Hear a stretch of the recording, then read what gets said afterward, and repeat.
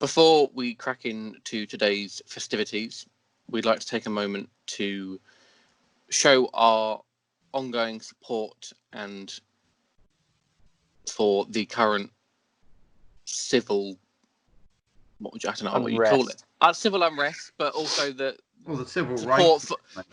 let's call it that, because I think it is that, the civil rights movement that's happening in support of BLM and any other charity. There's a whole world of them out there. BLM is a bit of a catch-all, but we'll say that for now.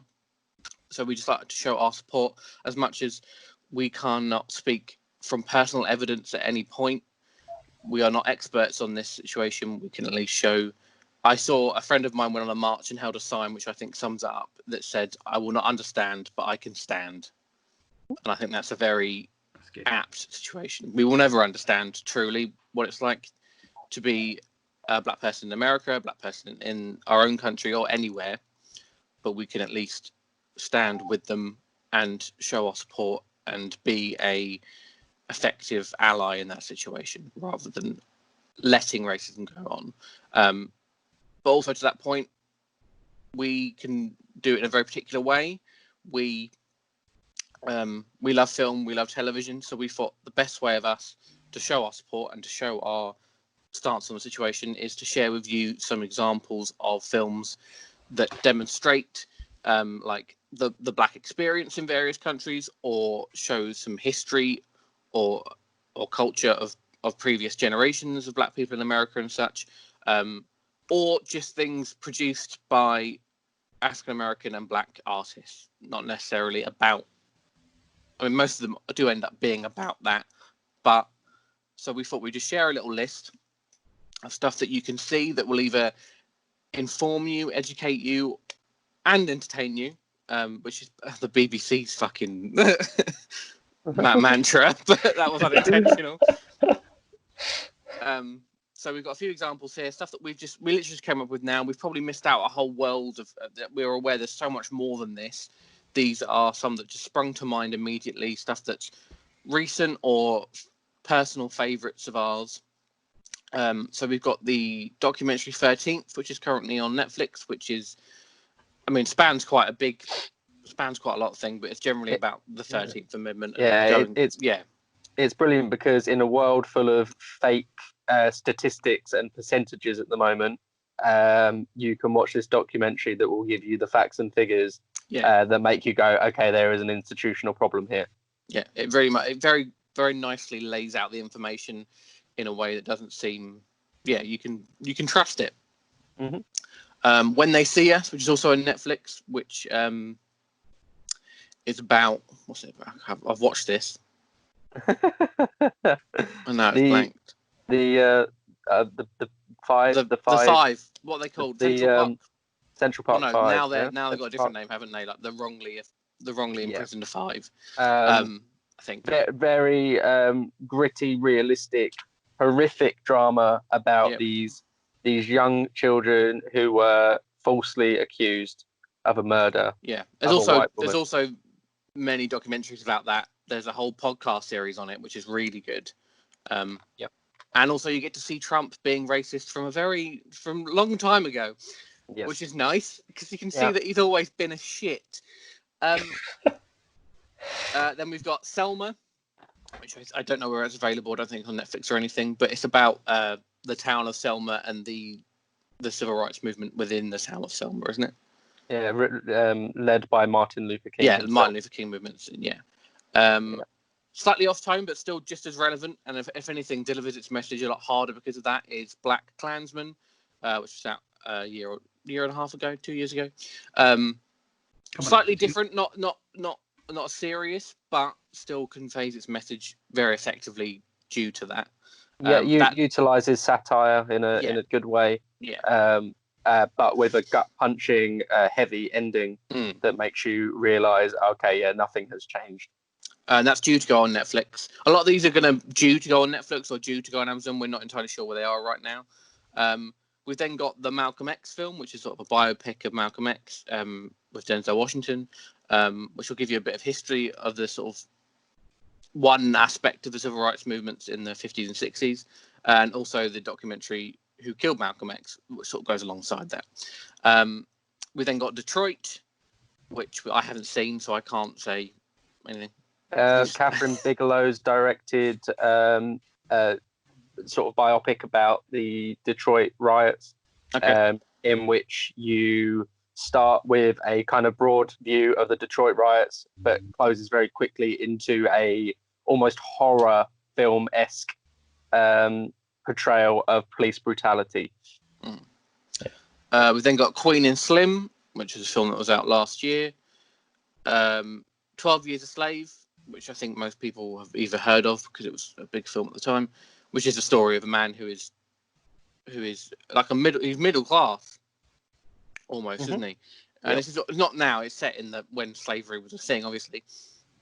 But he is captured and put into slavery for 12 years, despite being a middle class black man in free man. Yeah, free man. Like he's a violin teacher or something, isn't he? And it's based on a true life story. It's based on the diary of someone who that actually happened to. So that's The Hate You Give. Again, I haven't seen that, so someone's going to have to break that down for me. The Hate You Give is a film about a young girl who essentially she rides with a friend of hers in a car. The car gets pulled over by the police. The friend of hers gets killed by the police officer, which sparks her to kind of come out of herself and her kind of timid and shy ways to become one of the spearheads of a march that tries to change things. Lovely. We've got Moonlight, the Oscar winner from a couple of years ago, which not only highlights a story of a black guy living in a world, but also an LGBT, which is also an ongoing part of these protests that has been involved, given that it's also Pride Month. So I think it's sort of interlinked, and there's LGBT members within the black communities have their own unique struggles connected with those things. And then we've got Black Panther, which is slightly more digestible. It's not as, it's slightly more a big blockbuster film, so not as intense. But if you pay attention to the story, you'll see quite a strong metaphor and allegory for black people's place in the world, where they, it's a wider story, even though told by a big, blowy up, blockbustery Marvel film. It still has a very strong message to it. If you wanted a very concise lowdown about the differences of opinion between Martin Luther King and Malcolm X, you can see them very, very strongly in the hero and villain, despite the fact we shouldn't say the word villain, because if you watch that film, Michael B. Jordan's character is actually has a lot of solid thinking and right ideas and arguments. Despite the fact he is sometimes sort of framed as the bad he also guy. needs to fit the villain for the sake of being a superhero film. There needs to be a villain, but it's an interesting film. Arguably, he's a villain that succeeds in a way, because what he wants eventually does happen. It just happens in a slightly different way because of it. It's effective, but he goes back and changes things because things need to change. I think. It's incredibly three-dimensional. Despite on the surface you wouldn't think it would be. Speaking of, the same director, Ryan Coogler, had another film that Callum informed us of called Fruit Vale Station, despite being said Fruit Vale Station. I'm not going to get into that. Again, I haven't seen this, Callum, so you have to give us a breakdown for that. I believe it's a true story. It follows the final day in the life of Michael B. Jordan's character, who will eventually be killed by a police officer.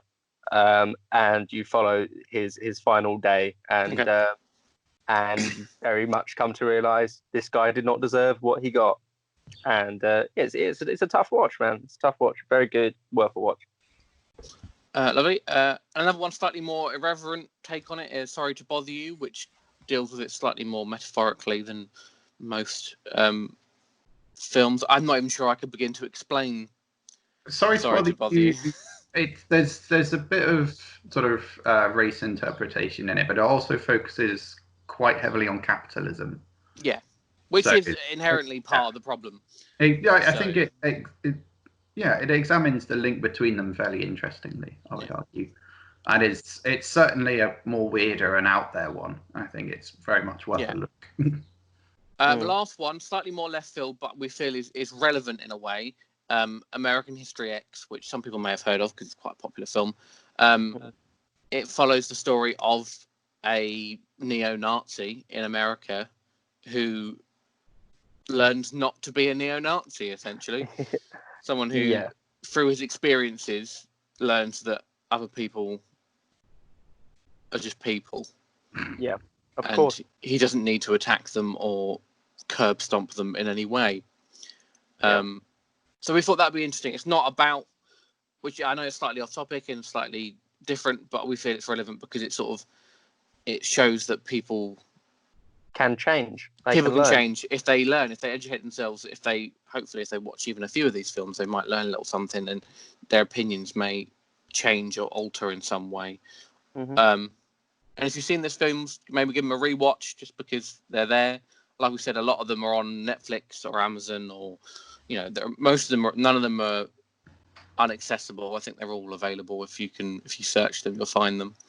So we thought that was our best way of showing our stance on the whole situation, because it's what we know, it's what we can communicate effectively, and it's a little way of us just trying to help out in whatever way we can. Because if you want to know, actually, just thought about this, if you want to know more about what's specifically going on right now, rather than looking at history, the most recent episode of Last Week Tonight with John Oliver had a very good segment. Always what's going on at the moment and why they want to defund the police.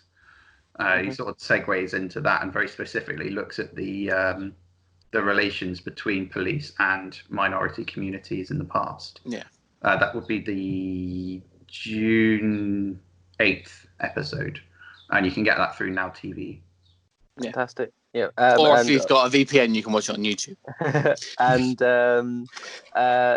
the Patriot Act on Netflix, Hassan Minhaj, which is a wonderful show anyway, much like the 13th, delivers facts and figures in a concise and ingestible way.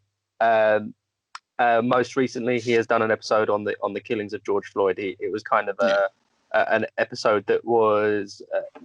usually there's a lot more time put into his episodes. This one was a lot more raw and delivered very quickly and very hard-hitting, gut-punching. Brilliant. There's information everywhere right now. It's not hard to seek out.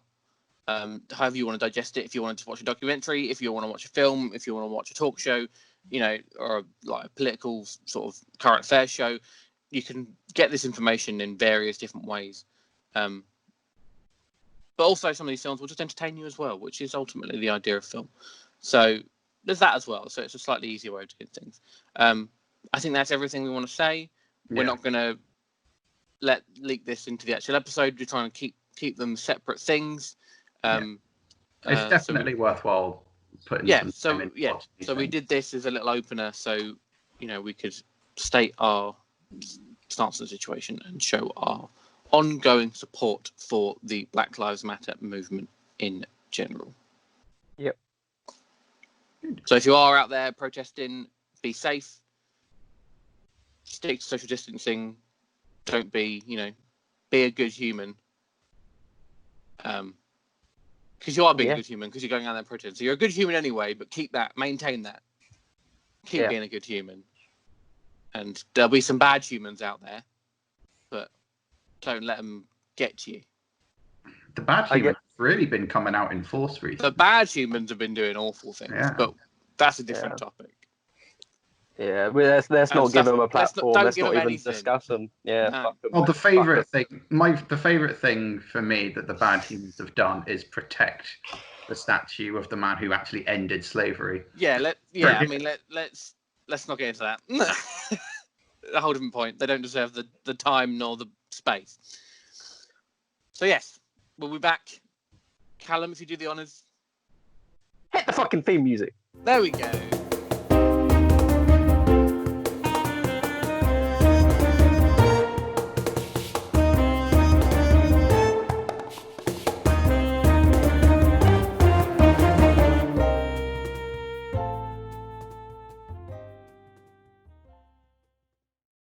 Hello, good evening, everybody. Let's face it, you watch this in the evening. Well, because it comes out in the evening, David. Sorry? It comes out in the evening. Yeah, exactly. Might be We do get a couple of next morning listeners. We do. Okay, well, good morning, good afternoon, or good evening, good night to our dear listeners, very dear listeners. Welcome to another episode of Rap Party. And today we're returning to a format that we haven't done in quite it's been a hot minute. Yes, thank you. It's for your favourite expressions, I'm sure. It is. Putting hot in front of anything is my favourite expression. Okay, so we're going to be doing some hot pitch battle today. Yeah, we are. Yes. For those of you who are new to the show / podcast, we have to make that distinction now because we go on YouTube. We do. As well. The pitch battle is it's all about creating new ideas. We are given an actor and a genre, and with that actor and genre, we have to create a pitch for a film, and then whoever gives the best pitch gets points. Yeah, very simple.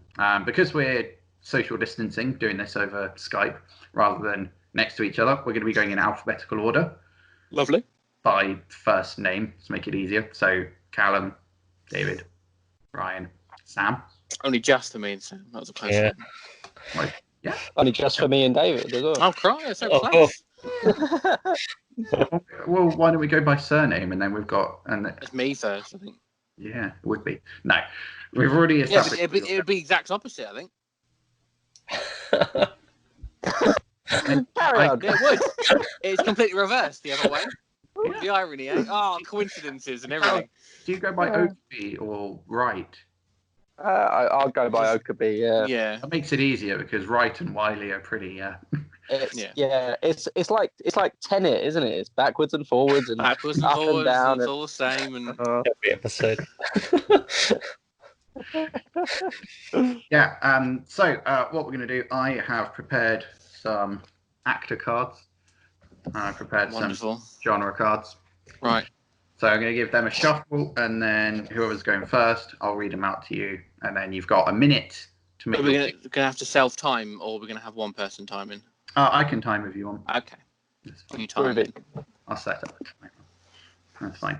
So you'll have a minute to pitch, and then it'll move on to the next person, and then immediately. Yes, immediately. And then the next person, and then the next. It's been so long. I'm going to be awful. I was awful before, but I'm going to be worse. Yeah, and you've only just woken up. So. I have only just woken up, which might help. I'm a bit loopy. All right, I'm just shuffling the cards around, just so that I don't know what's coming up. That's it. How are we all doing? Not bad. We all ready? All feeling confident about your pitches? I have never felt more confident in my life. Wow. Solid statement. That is a statement. All right. Callum, as the first alphabetically, you'll be going first. Yeah. So once you've given your pitch, I'll give mine, then Ryan, and then Sam. Do you want to hear your genre or your actor first? Actor, please. Your actor is Anne Hathaway. Oh. Classic. Yeah. And your genre... Sorry, I need to get the timer ready to go. Your genre is a war film. Go.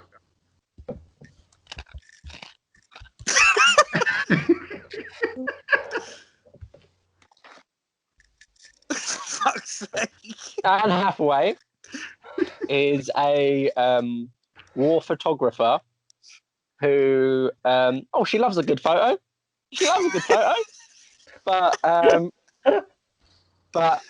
it turns out, right, that what she's actually doing is she's staging war crimes to the point of insanity, right? Because what's happening is she is murdering children and putting them in the middle of the road to get her perfect photo. Fucking hell. Terrible what she's doing. Terrible. Awful. Oh, sadistic in a way. And all right, and that's your time up. Oh shit, it's me. Callum's blown me out. I can't think. All right, Anne Hathaway is a. I don't know. I'm really bad at war films. I really am. Okay, it's the middle of World War II, and Anne Hathaway is. Anne Hathaway plays Anne Frank. Is that bad? Yeah, it is. Okay. Anne Frank was like 10. It's an alternate universe where Anne Frank lives. In her mid-30s. I think I meant the person who was hiding her. Oh, I don't know her name, but the Yeah, family who are hiding her. Yeah, Okay, Anne sure. Frank. Yeah. Sure. Not mother. My time's up. Ryan. Right, I don't. Okay. Anne Hathaway plays a army medic / nurse in the Crimean War. She is working under the charge of Florence Nightingale, but she has been charged with investigating Florence Nightingale because she was actually shit at her job. So she's sort of undercover, trying to divulge whether she's actually doing a good job and if she's actually helping people or if she's not being a bit cheeky and ciphering funds, which there were accusations of. So she's sort of in the war hospital trying to find out information whilst also trying to be a war nurse and help people. But also being like a spy, trying to be like, oh, Florence Nightingale's a dick. Let's work out if what she's doing and if she's actually fucking doing anything or if she's just fucking walking around being a prick. Done. Yeah, that's your time. Sam. It's called Fuck Nightingale. Anne Hathaway teams up with Christopher Nolan again to play Selena in Batman War. It's a Batman film, but with war, and they're fighting everyone. They're fighting. The Joker's there. He's got airplanes because he was like, "This isn't fair." Batman's, got his airplanes. I want airplanes, and it's like World War III, but in the DC universe. And centered around Catwoman. Okay. And it's gonna be great. You just think about it. Just like I'm thinking about it, Sam. I'm thinking about it. Meow, like that. Catwoman. Oh. Yeah. Yeah, I don't think I need more time. You've got 6 seconds if you want it. Perfect film, that. Right. That's that. Well done, everybody, I guess. There you go.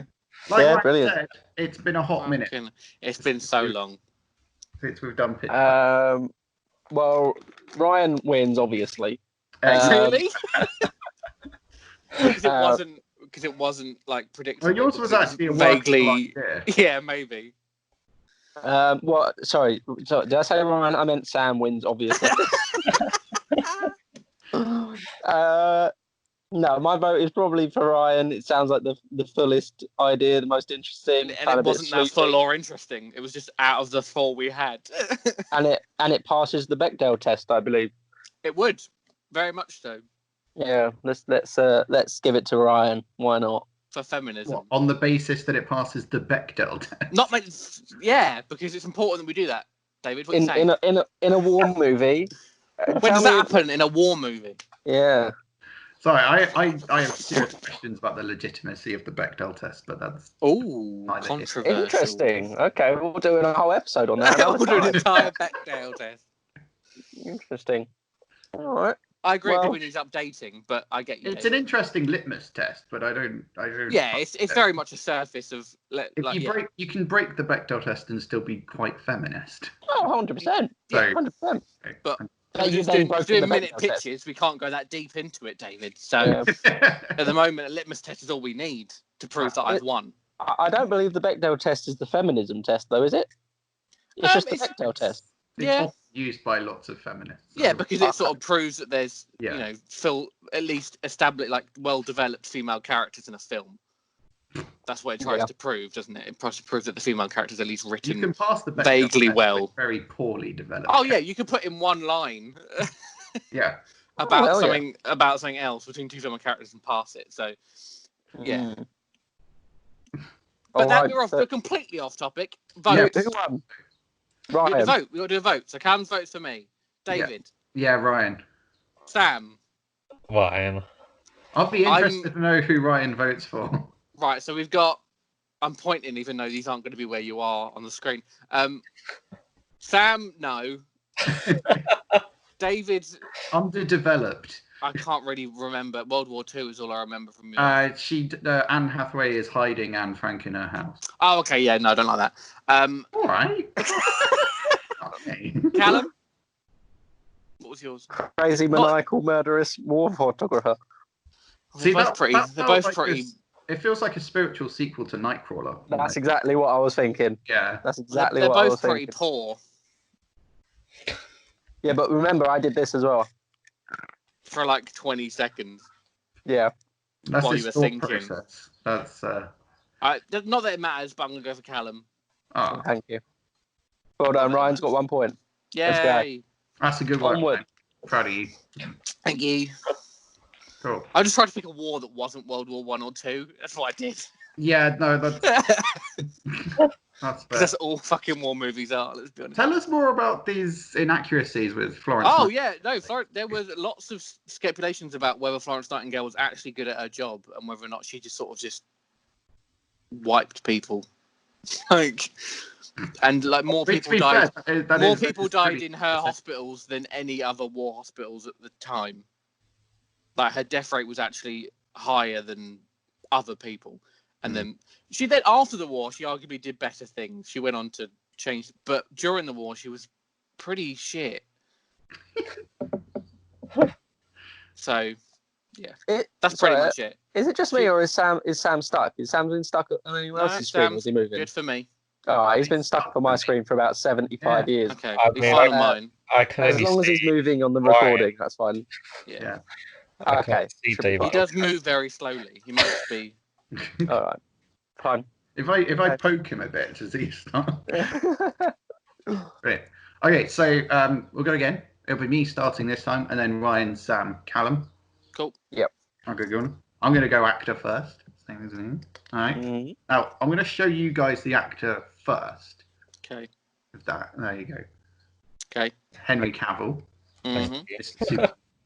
And the genre is a political satire. Ooh. Oh, that's a difficult one. All right. Mm. Okay, my time started. So, Henry Cavill, he's English, isn't he? He is. Yes. Okay, so he plays a TV writer who is recruited by a shadowy government official to write UK politics. That's pretty much it. It's even better. It's 2014. He gets recruited to write UK politics, and everything that's happened in the past 6 years is reconstructed as a TV show. Okay. Created by Henry Cavill and an ever-increasing cabal of it's pretty good. Shitty TV writers. It's pretty good. Now I've got 10 seconds left, but I'm going let me have those 10 seconds, David. Yeah. Go for it. Because I'm still struggling to think of anything.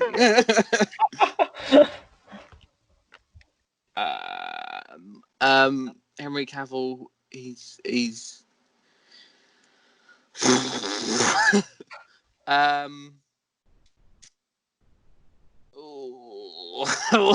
Political satire is really hard. It is.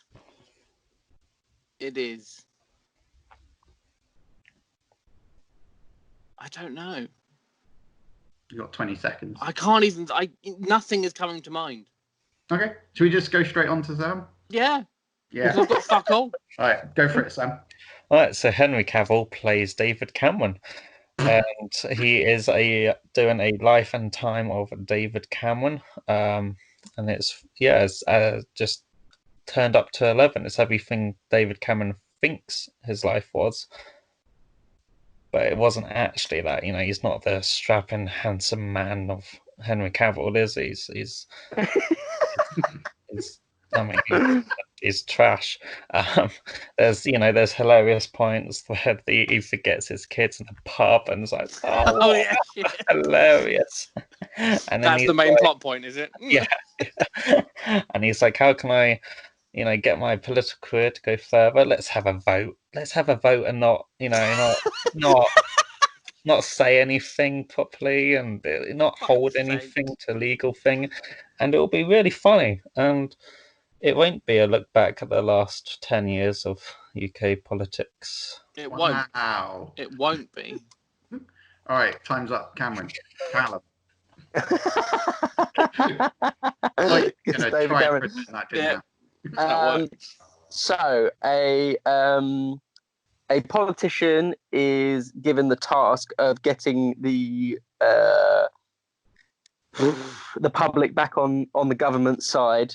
As part of his task, he decides to hire Superman to be one with the government.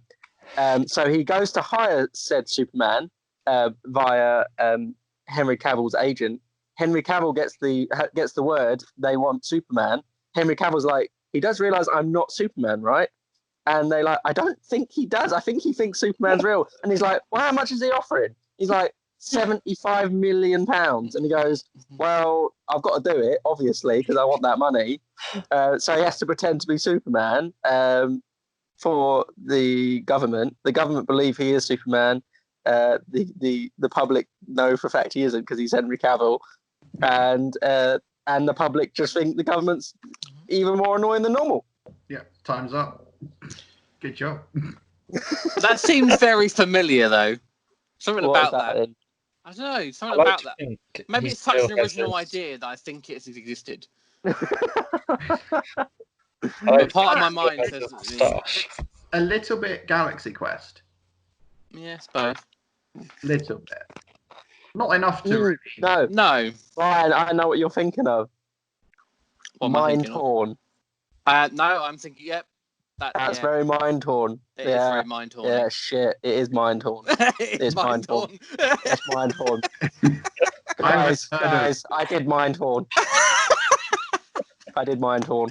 I haven't heard of Mind Torn. It's good. Mind Torn is fucking fantastic, mate. It's essentially so it's that, but with a detective. Yeah. It's Julian Barrett, and it's Julian so funny. Barrett on the Isle of Man. Is the Isle of Man? Yeah, on the Isle of Man. I did Mind Torn. I did Mind Torn with Henry Cavill. Right. You did. That's a new catchphrase. It's the sincerity I of did Mind Torn.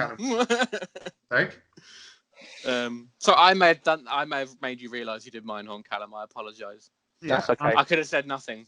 I'm going to be honest. Callum still gets my vote. Well, Mind Torn's great, so doing Mind Torn is not a bad thing. I'm going to vote for Callum as well for that reason. Oh, that's a hot. I vote for. David. Okay, Sam. I'll vote for Callum. There we go. Mind Torn wins. Mind Torn. Sam, I want to know more about your idea, though. What about it? So does the entire film take place in David Cameron's head? Yeah. Or you flip between his perception of reality? It'll be more like in his head, and then every now and then it cuts back to what actually happened and what he it keeps cutting back between what happens and what he thinks and pictures himself. Like that time he fucked a pig. He thought it was a great idea to do that. Did he? Probably. I don't think he thought it was a great idea. It's not like one day he just woke up and thought, you know what? He still did it. He also didn't. It was also. I'm not a man to jump to the defense of David Cameron, but it was a dead pig. I think that makes it worse. And he was just teabagging it in his defense. Wow, you see, this is a lot worse. The fucking the pig has been blown out of. Ryan, he fucked the pig. He fucked the alive pig. We've all seen the Black Mirror episode, basically. Yeah, which happened before that anything about that came out. And I did Mind Torn. And Callum did Mind Torn. And got a point from doing it. Yeah. So Mind Torn. Yeah, Mindhorn blew everything out the water. It did. Have you I thought? love Mindhorn. No, I thought of nothing. You're gonna leave it. All I've thought of are plots of other political satire films. It's difficult to come up with anything original, really. Yep. It is. Satire is like hard. Sam and I just recontextualize stuff that's already happened, and Callum just ripped off a different film. Yeah, arguably nothing original in that. Yeah. Is politics even original, though? You know. No. I mean, that's very true. Politics is just a repeat of the same old process. There's your satire. Right, that was it. Yeah. Done. that's Pitched. quality satire. Politics is come just to a loop. Rap Party for. Oh God. All right, Right. round 3. Ryan, you're going first. Oh, And it'll be great. Callum, and then me. Do you want actor or genre first? I do not mind. All right, well, we'll stick with actor. Yeah. Your actor is Jennifer Aniston. Okay. Jen. Jenan. Jenan. Your genre is 80s style action. 80s style action. Oh. Yeah. Jennifer Aniston is a stunt driver. I'm just train of thought here. She's a stunt driver working in Hollywood.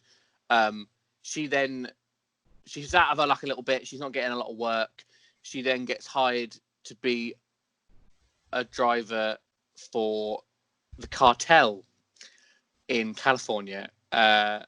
So she then gets involved in drug running across the border in the 80s. Just lots of cocaine. She ends up driving cocaine like across the desert. There's betrayals. It's like then just becomes like a sort of crime movie. Like people she trusts that like fall out of her. They think the police catch her, but turns out she's not actually there's a decoy. And then so she's trying to get out of it. By the same time, she has a family. She needs the money, but she wants to get out of it. It's pretty tropey, but good fun. Great soundtrack. So it's just Jennifer Aniston driving a massive car full of cocaine through the desert, while also trying not to drive a car full of cocaine through the desert. Cool. Sam. So Jennifer Aniston is in a cop action film, and it's got all the tropes. You think you know where it's going, right? It's a trope-heavy round. And then halfway through, she's in an awful accident, just awful accident. They have to operate on her. Turns out it's RoboCop. Jennifer Aniston is RoboCop. Jennifer Aniston is RoboCop. And then the plot, then the rest of the film is just RoboCop. Yeah. So they just cut to RoboCop. Yeah, just cut.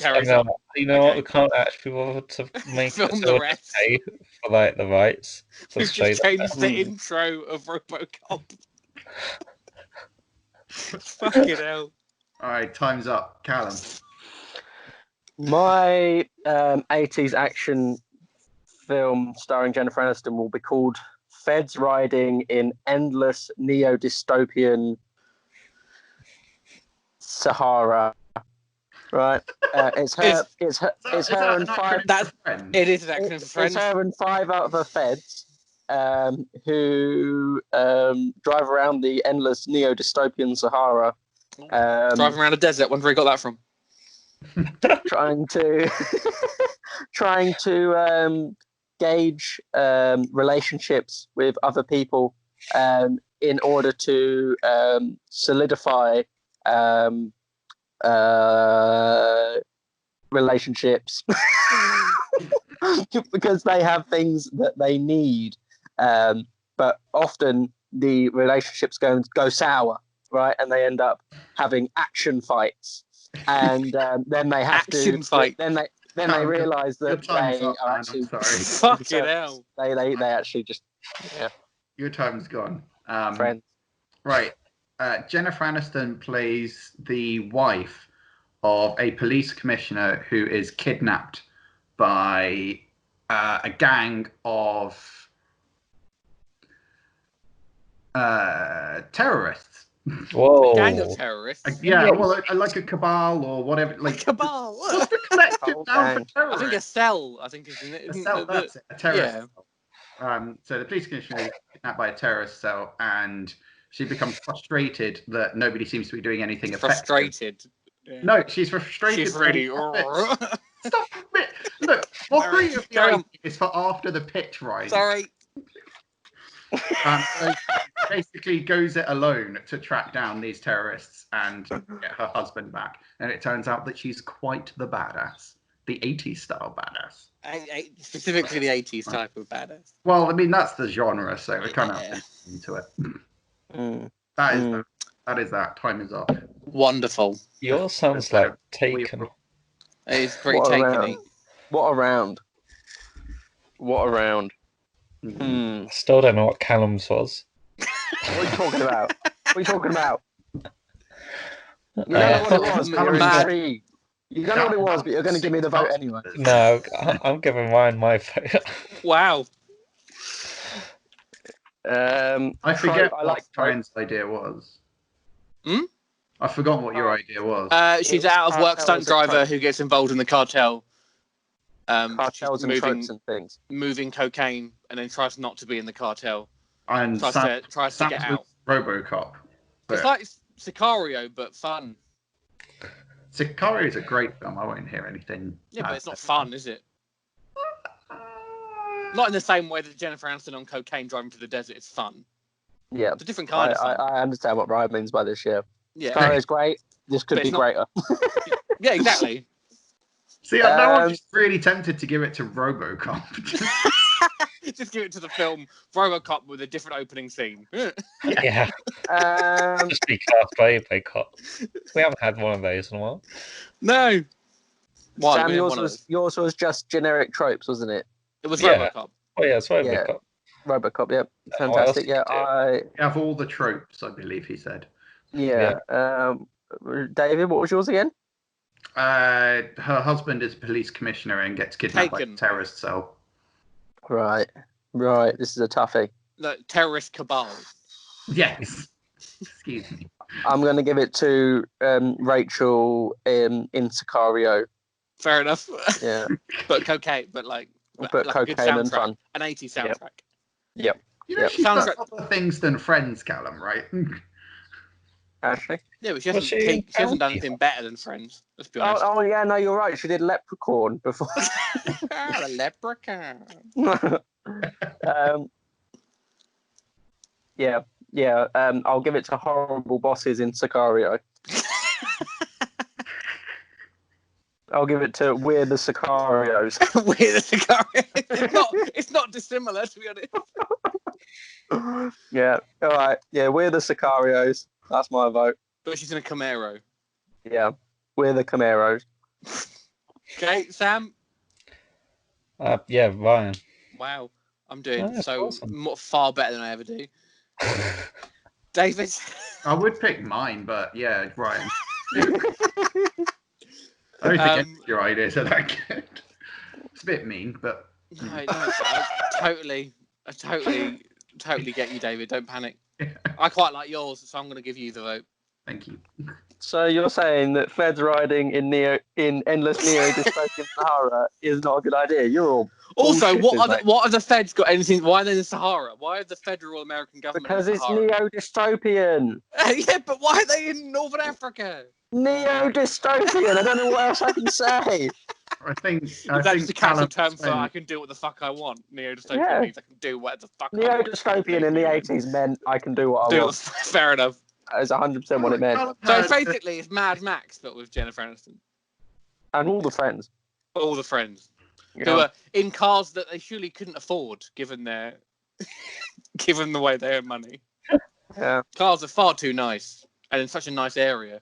You see, most of them aren't working. We're laughing about it now. You wait till HBO Max releases that Friends. It's going to be exactly this. Yep. All right, said last one, I believe. Well, we could do another round if we're. Oh shit! Oh, we've got so much prepared. I'm for some reason, and I know this is a common trope these days.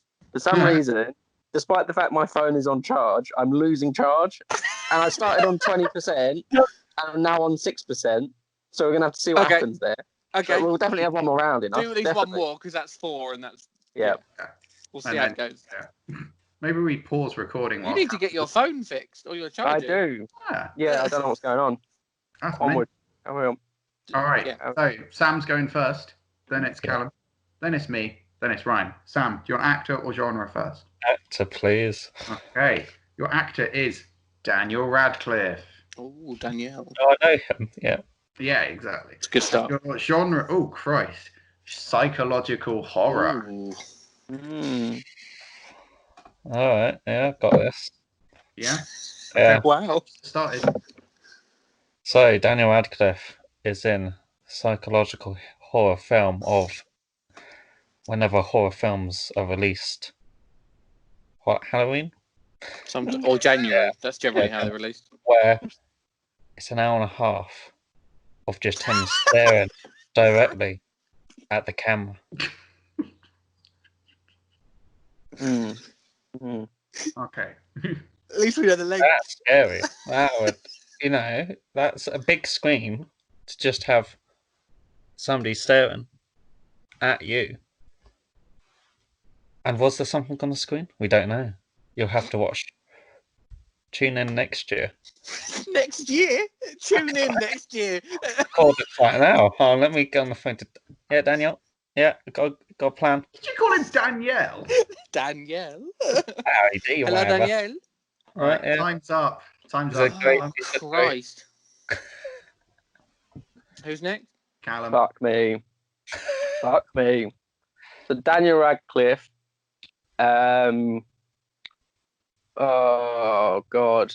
Right. So he is he joins college, and he joins a fraternity. The hazing process of which becomes more and more and more horrific, to the point where it's literally like satanic, culty, disturbing. But he really wants to be in the frat. So will he fuck the pig or will he not fuck the pig? For fuck's sake. Oh, there's But that's just the first haze. The hazes get worse. That's the first one.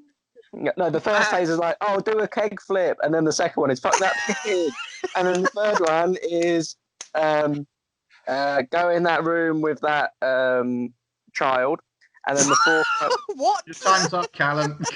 What? His I didn't time's say up. I didn't say anything else, did I? I didn't say what he's doing. Go on, Karen. We'll get back to it. Oh. Okay, Daniel Radcliffe plays he plays an adult actor who was very famous as a child for starring in a series of fantasy films, very much in a Birdman style, where Michael Keaton played he used to play Birdman and was now struggling.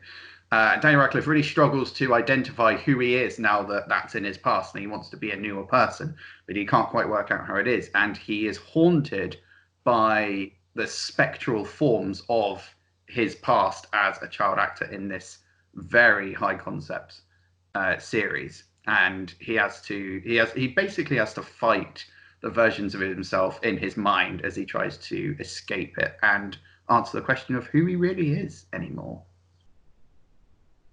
That's my time. Daniel Radcliffe is part of a sort of neo-Buddhism type organization in which he is trying to achieve enlightenment, as we all are.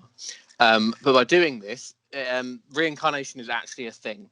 So to achieve enlightenment, he has to live through the horrors of all of the previous lives that his soul has taken. So for like all of history, he's lived through many different things.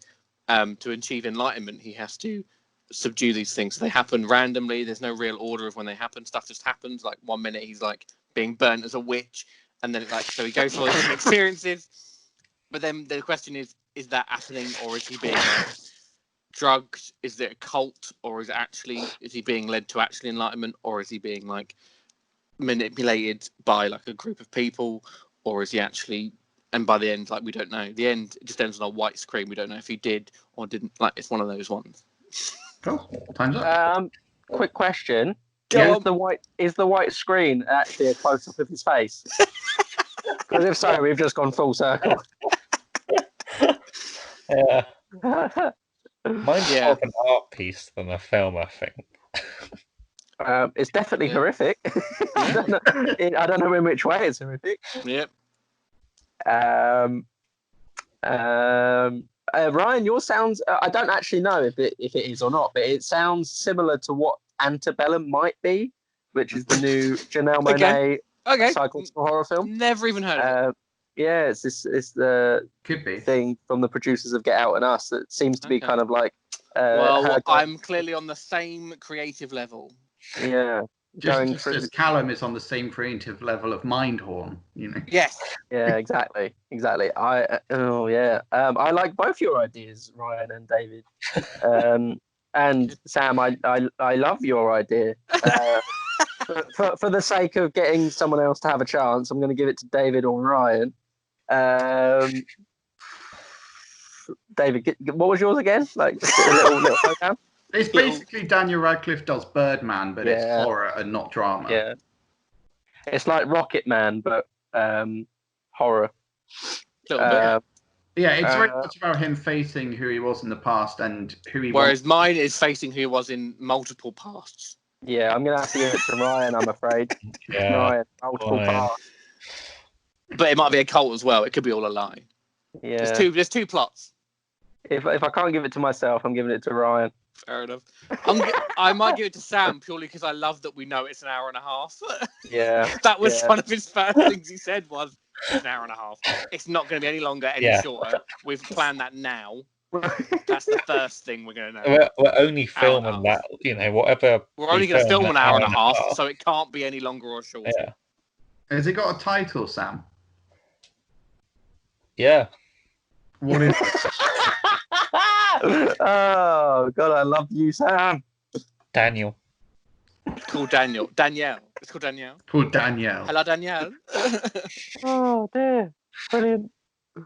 Brilliant. So I'm going to give my vote to Sam. Because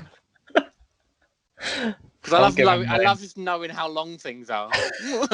That's good, isn't it? You're not going and going, you know exactly. Like, I can watch this. I need to do something at 4, but it's 2:30. I can watch this. Yeah. Callum, what was your idea? Fraternity hazing. Yeah. The pig fucking. You know what? I mean, I think Callum wasn't taking it seriously, but he still gets my point. I 100% was taking it seriously. I think it's a great idea. Yeah. And the pig fucking is obviously for the meme. The pleasure of the hark back to earlier in the episode, obviously. Yeah, but I still think it could work. Yeah, I like it. I think it could work. Yeah. There's scope in there to extend it further. And so who hasn't voted? Sam. I haven't voted, yeah. So Sam, everyone else has got a vote. I'm gonna go with Ryan's. Whoa, what? Because David's I feel like I've watched. Well, just sounds like a normal film. A normal film. Oh no. Plots and that. I mean, yeah, got multiple layers. I'll have to take notes. There you go. And I can tell you, Sam, it's about 2 hours 10. It's about 2 hours 10. That's quite long. That's with credits. That's with credits. Oh, so 10 minutes 2 hours. Credits. 10 minutes credits. And 10 minutes starting credits. So actually, yeah. No, they've got really long opening credits and closing credits just to really bring that down. Fantastic. Really fill out that 2 hours 10.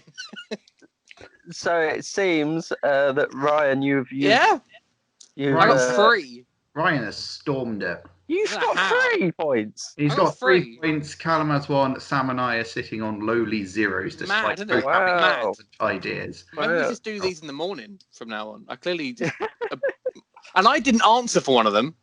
I just didn't fucking say anything. The one you didn't answer was the only one you didn't win. I think the lack of fucking on fire balancing force in the scoring is affecting this. Oh, good. Well lovely. Well done, Ryan. Yay! All right, perfect. That's that. A nice, lovely pitch battle. Yeah. I'd say round up as well. Yeah, it's a short pitch battle as well. We've barely been going about. Yeah. Yeah. Anyway, Well, can't there you charge his phone, so we'll wrap it up there. 3% now. 3%. Yeah. Feel That's free mad. to leave a comment with the ideas that you like Kristen would want to see made into. Or your own pitches for those Yeah, if you think you can do better than. Which you probably can. I was going to say all of us, but if you think you can do better than Ryan, then. Makes it easier, yeah. I probably could. Well, alrighty. Drop some comments down. We would love to hear them. We might read a few out on the next pitch battle. You never know. Yeah, why not? Never know. No. Why not? Whenever that is, it could be months. Yeah, good. Could be next week. There's an awful lot of actor and genre casting. Oh, we've got so much. We're stocked up. I think I think I forgot that we only use 4 of each. Yeah. I thought it's good to have. I thought each person had a different one. But also that way you were never going to be. If you'd just done 4, you would have known like exactly the 4. Yeah, I could have made some. Yeah. But with multiple, at least there was still a chance that you wouldn't really be prepared. So. Well, I deliberately try not to think of stuff. It's hard though when you're writing them down. I'm sure you sort of have a moment of like, oh, I could do like things must come into your head as you're writing as them. You can tell by the scoreboard, though, I did not. Yeah, this time didn't work out. And also, if I do that, but then get thrown like a complete curveball when like Jennifer Aniston stars in it instead of true. It's good. Right. Goodbye, everybody. Thank you for watching. See you soon. Yes. Bye. Thank you for listening to this episode of whatever we've been doing here at Rap Party HQ. We'd like to thank Sam Sargent for supplying the score. To hear the full tracks and more music of the same ilk, feel free to head to soundcloud.com/Sam Sargent and tell him Rap Party sent you, preferably not at gunpoint. While on the internet, it'd help us out if you liked us on Facebook, followed us on Twitter, and kept an eye out for further episodes. Thanks once again for listening, and that's a wrap.